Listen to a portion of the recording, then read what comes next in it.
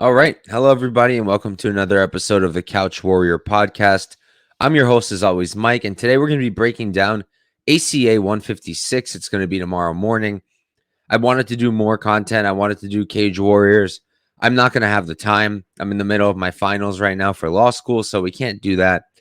But I will be breaking down those fights, taking notes, making bets, and any bet I do place, I'll try to either put a write-up or put up something on my Substack.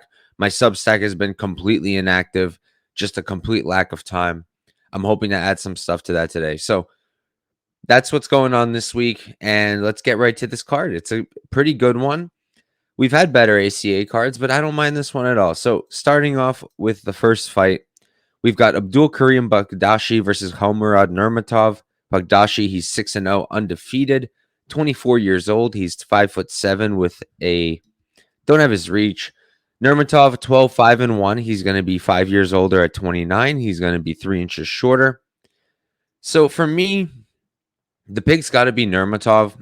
Right now, the odds aren't playable, in my opinion. He's like minus 105, and the comeback on Abdul Karim is minus 125. I think that Nurmatov should win this just solely based on his wrestling. I do think he's going to be able to close the gap. I think he's going to be able to get his takedowns. Whether he can control and keep safe on top, it's another story. Badakhshi is good at scrambling. He's good at getting back up, and he's got chokes. He threw up a triangle choke in a fight that he was losing because he was getting out wrestled. I believe it was his last fight. I don't remember off the top of my head, but he had a fight where, excuse me, where he literally got taken down, controlled, and something happened. Couldn't tell what, but his opponent got injured and the fight got stopped. So that was weird. But every time he's, on the verge of losing fights or losing minutes in fights, it's because he's getting out grappled. Nurmatov, I don't love his striking one bit, and that's why I don't want to go and play him unless he's an underdog, because I think he should be. But his wrestling, it's not elite. It's not at the level of a lot of these ACA guys by any means, but it is pretty good. So I think it's going to be enough. And my pick is Nurmatov. If the line comes back to the point where he's an underdog again, not minus 105, I want something better than that, then I'll probably play him. We're going to see if it's a unit or a half unit. But for this fight, that's going to be the pick. I'm going with Kholmurod Nurmatov, and we're going to move on. All right. So for this next one, we've got German Barsegyan versus Muso Vistokadamov. Barsegyan 6-4-1, but he's been fighting in ACA 5'7". Vistokadamov 9-3-0. Don't have any of his measurables, but I do believe he's going to be a little bit taller if I remember correctly. And he hasn't really fought in the UFC in the ACA a lot. I believe this bout was it. No, that's SFC, AMC. Yeah, he's never fought in ACA as far as I remember. So the competition hasn't been as good. German definitely has had the better competition, and he's shown some decent things. He can wrestle, he can strike pretty well, but his own takedown defense isn't very good. He's got his hands down a lot, which is going to let him get hurt, I think. And his wrestling looks good against guys like Kholmurod who don't have great takedown defense. But with Vistokadamov having this sambo background and using it really well, I think he might have a hard time taking down Vistokadamov. So for me, the pick is going to be Visto. I don't know if I'm going to play him or not. Right now, he's like a minus 140 favorite, I believe. Let me double check. Yeah. I want something better than that because I do think it's close, and I do think that the competition edge might be pretty important. You got Barsegyan fighting guys who are pretty good. Bidzina, Charles Henrique, who's a beast. Kholmurod, who's pretty good. Bondarev, him I don't recognize, and I don't recognize this guy either. But regardless, I think that Muso wins this because he's got the better striking, and I think that his sambo is going to be the better of the two when it comes to grappling. So give me Musto Vistokadamov, but no bet there yet. Let me just check this. Yep. Muted myself for a second, but all right. So for this next fight, we've got Vladimir Palchenkov versus Herbert Batista. Palchenkov 13-4-2. He's 5'10" with a 71-inch reach. Batista on the other side, he's 15-4-1. He's going to be same height, don't have his reach. And for this one, I like Batista. I think that he's the much better striker. We haven't been able to see a lot of his wrestling recently. His takedown defense has looked pretty good, but he's getting taken down by some legit wrestlers like Satuev, Tutaruli. I don't think Palchenkov is on that level. Palchenkov does seem to primarily be a grappler. I don't like his striking at all. I think he's very hittable. He's dipping his head. But his own wrestling, that's his thing, and he looks pretty good. He's been taken down, but usually he's finding success with the wrestling. Batista, he's got 7 submission wins. We know before the ACA he has had a ground game. We haven't gotten to see it here yet. But in terms of his striking, I think it's so much better. I really like Batista's striking. I love how he goes to the body. So if he's getting taken down, as long as he can scramble out and get back on the feet, I think he's going to be piecing up Palchenkov. So I'm going to be taking Batista here as the pick in terms of a bet. I would like to play him, but I'm going to need a better line. It's currently at, let me check. Yeah, he's minus 220 right now. I don't think that's playable yet. Palchenkov at plus 180. If you think that he can stand with Batista, might be worth a dog shot. I personally don't think he can stand with Batista, and I don't see his wrestling being enough. So for me, the pick is Herbert Batista, and we're going to move on to our next fight. All right. For this next one, we've got, okay, this one is so weird. We've got Ike Gasparian versus Aleksandr Dontsov. Gasparian 6'11 and 0. He's 31 years old, 6 feet tall. Dontsov 7-2 and 0. Don't have his measurables. But here's the thing. This fight's a bantamweight, right? Dontsov, he's fought at flyweight, bantamweight, and I'm pretty sure featherweight, if I'm remembering correctly. Let me double check my notes. Yeah, no flyweight. It was bantamweight and featherweight that he's fought in. But Gasparian, first of all, he's been out since 2019. Second of all, he's 6 feet tall for bantamweight, which we've seen to an extent, but the guy has never fought below middleweight in his entire MMA career. I mean, literally, he's fought at light heavyweight and middleweight. That's it. Those are the 2 weight classes. So you're telling me a guy who's a middleweight / light heavyweight is going to come in here, make weight for bantamweight. I mean, he's been out for like 3 years, so who knows what's happening there, but I'm having a really hard time seeing it. Dontsov, he's going to be a lot smaller if the guy does make weight, and the physicality is going to go to Gasparian. All that said, I mean, skill for skill from what I'm seeing, I mean, I have very, very little tape on Gasparian, but I really like Dontsov's striking. He's got this combat sambo background. His wrestling and grappling looks pretty solid. So I can't give you guys like a real pick because I don't know what's going to happen here with Gasparian coming down to bantamweight from middleweight. But he's been knocked out 9 times. And I cannot imagine that his chin is going to be any better here. Dontsov, he's a grappler. He's got these 5 submission wins, never knocked anyone out. But if it's going to happen, I think it could happen here. Ike is just, I don't know what this is. So, and the line is even crazier. So the line opened up. Ike Kazarian was actually a plus 550 underdog. He's currently the favorite at minus 175 with a comeback on Dontsov at plus 145. I'll be honest. I'm adding it right now to my little post-it note. I think I might take a shot on Dontsov. It's risky because we have all this very little information. We don't know what the hell Gasparian's been doing. Has he been working on getting to bantamweight for some reason? I don't know. But I'm going to go with the guy who's been active, who's been not getting knocked out 9 times, and who isn't coming down. How many weight classes is that? Welterweight, lightweight, featherweight. He's coming down 3 weight classes from the really bigger weight classes. So, like, tell me one 185er in the UFC who can make 135. I don't think there are any. So I'm going to go with Dontsov. I'm going to probably get to a play, maybe like a half unit only. And I kind of feel he might get his first knockout here or a club and sub. So for me, it's going to be Dontsov.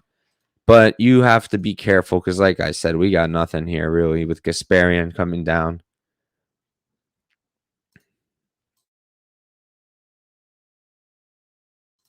Excuse me. So, all right.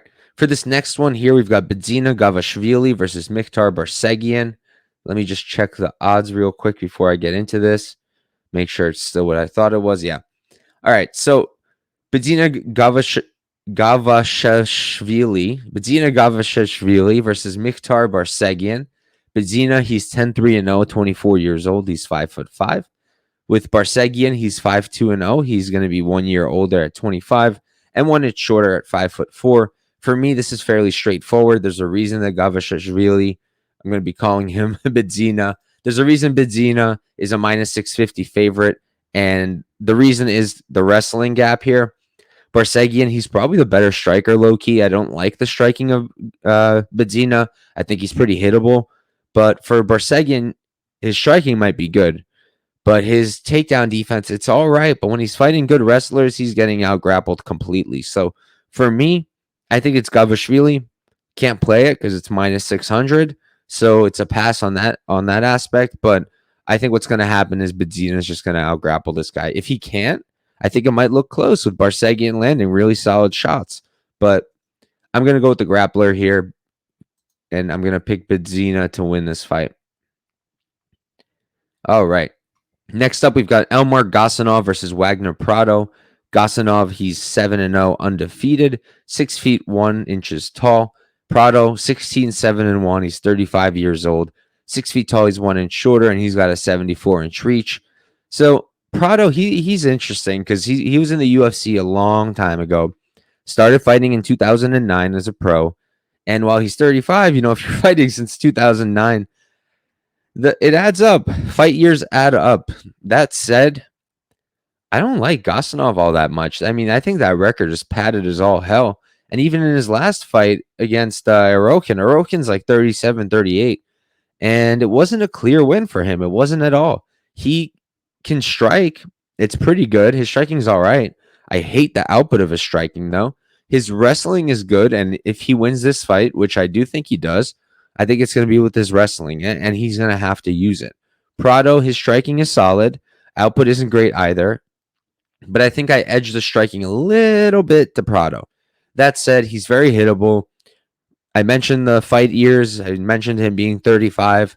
He's getting hurt a lot more, even in the fights that he's winning, so don't like that.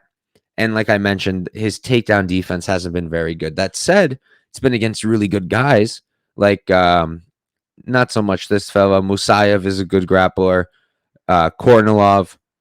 So, yeah, for me, the pick is gonna be Gasanov. The line is very close, and I mean, if you really like him and you want to fade Prado, it's not a bad idea. I just personally am not gonna do it because the way I see it, with his low output, if he's not wrestling often or getting a lot of success, it's entirely possible that he just gets outworked because he doesn't do enough. So for me, the pick is Gasanov. No bet whatsoever. And we're going to move on. All right. Going to go through this one fairly quickly. We've got Roman Lukashevich versus Artur Smirnov. Roman, 3-0, undefeated. Artur, he's 4-1-0, 27 and 6 feet 2 inches tall. So Roman is a weird story. He's had 2 fights in 2014, then 2015. Then he disappears. Comes back in 2023, wins, I think, in under a minute with like a heel hook or something like that. It appears that he has spent the time in between grappling. I'm using just his Instagram and I'm using Google, looking up, Roman Lukashevich, BJJ, that kind of thing. I've been looking it up. 4 submission wins as a heavyweight. That's not common. Usually they get the knockouts. So that's really good. Smirnov on the other side, he's the more tested commodity. He's the one who's been fighting more recently, 4 months ago, 6 months ago. Before that, 5 years, though. My thing is Smirnov, I don't think he does much to like. His striking is about all he's got, and it's pretty good. But I have a feeling that Lukashevich is just going to take him down and probably submit him. Now, with him having so little action since 2015 for Lukashevich, it's possible if he doesn't get his sub in the first round, he might just start tiring out, fall off a cliff with the cardio, and Smirnov can knock him out late. But I don't think it's going to happen. Lukashevich is my pick. I don't like the line at all, and I wouldn't bet a fight where we have 2 guys who have barely fought recently. So we're going to have to move on. I guess the pick will be Lukashevich, but no bet at all. Next up, we've got Vazha versus Alexander Podlesny. Tipturi, he's 13-3-1. He's 5'6", don't have his reach. Podlesny, 19-8-2. He's going to be, let's see, don't have age for either of these guys, but he's going to be 5'7". So I came into this one knowing a bit about Podlesny, knowing Tiptori pretty damn well. And Podlesny's thing is, I mean, he's getting taken down every damn fight. And like, I'm not exaggerating. He's getting taken down like all the time. His takedown defense, I actually think it's been improving. You look at the Charles Henrique fight. Henrique is a beast. And yeah, he got taken down. He got controlled. But when you watch what he was doing on the fence, trying to defend, he was doing all of the right things. And Tiptori might not have the physicality he needs to really dominate Podlesny like Charles Henrique did. He is going to shoot a ton, is Tiptori. He's probably going to get a ton of takedowns. But I think that Podlesny will be able to get back on his feet. His scrambles are actually pretty good. And he's got a nice front choke series. He's got 8 submission wins. And Tiptori, you watch him, you watch the way he shoots. Head on the outside, not the best idea. And he's going to leave himself open for front chokes. And my other thing is Tiptori's striking. I don't like his striking at all. I don't think he's very good on the feet. I think he's very hittable and very wrestling dependent. Whereas Podlesny on the feet, I think he's really solid. I really like his striking. He's slick. The counters, causes a lot of damage, knocking out opponents. I really like what he does. So even though my lean originally was the other side, after doing my tape, after watching this, I got to go with Podlesny. I did play him at plus 200 for a half unit. I just think that he's going to survive the grappling. And on the feet, I think it's all him. So for this fight, give me Aleksandr Podlesny. And I played him at plus 200 for a half unit. All right. Next up, we've got Yuri Fedorov versus Carlos Felipe. Fedorov 10-3-0. He's 30 years old, 6 feet tall, don't have his reach. Felipe on the other side, he's 11-2-0. Hasn't fought since his UFC fight against Andrey Arlovsky. So about a year and a half ago. He's going to be 2 years younger at 28, same height, and a 75-inch reach for him. So I went into this thinking, I remember Felipe really well. I know he's an output guy. He's a boxer. That's about all he does. And he really brings it to you. He's got fantastic output for a heavyweight. And the technique is good too. He's a good striker. His takedown defense is decent, but when he's fighting better wrestlers, that's when he struggles a little bit. Sergey Spivak showed that. That said, Spivak is much larger than Fedorov. Fedorov is actually Felipe's size. And while I have seen Fedorov shoot for takedowns, I haven't seen him get takedowns. I haven't really seen him find success with the wrestling. And his own striking, much lower output. Always swinging these big strikes. Not much like technical, straight down the pipe stuff. Very hittable himself. Holds a high guard. He might be able to just push Felipe against the fence. If he can get him down often, he can win this fight. But personally, I really think Carlos Felipe is going to win. I think that he's going to keep it on the feet. And I think he's just going to bring it to him with that output. So my lean is definitely Felipe. But I'm looking at the line now. He's minus 165. Like, I can't do that. Because while he is a great boxer, he's limited. He's one-dimensional. He's a boxer, and that's it. Fedorov, boxer, power puncher, whatever, but he also has some kind of grappling. So definitely Felipe for me, but I think it's a pass at this line. And we'll move on. This one we're going to spend almost no time on. We've got Levan Makashvili versus Vanir Galiev. Makashvili, 26-1. He's 34 years old, 5'8" with a 69-inch reach. Galiev, 36, 15-0. He is 47 years old.